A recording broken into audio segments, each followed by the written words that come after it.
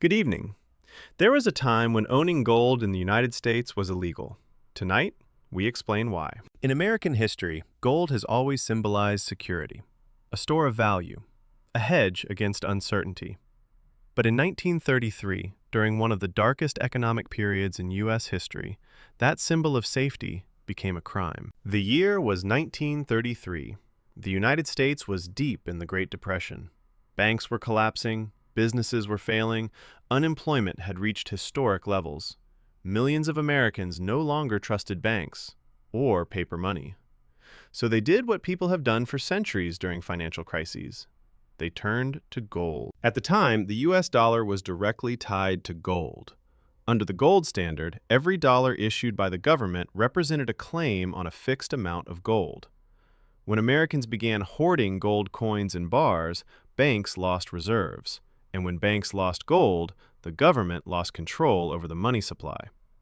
From Washington's perspective, gold hoarding threatened the entire financial system. On April 5, 1933, President Franklin D. Roosevelt signed Executive Order 6102. The order required Americans to surrender most of their gold to the federal government: gold coins, gold bullion, gold certificates. In exchange, citizens were paid paper dollars at a fixed rate. Private ownership of gold became illegal. Violating the order was not symbolic. Americans who refused to comply faced fines of up to $10,000 and prison sentences of up to 10 years. In 1933, that fine would be worth over $200,000 today.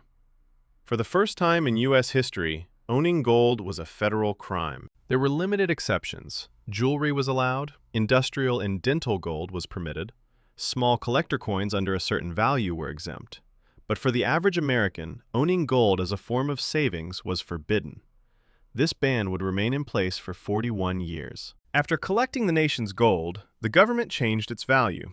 In 1934, the official price of gold was raised from $20.67 an ounce to $35. This effectively devalued the U.S. dollar, and it gave the government greater flexibility to expand the money supply.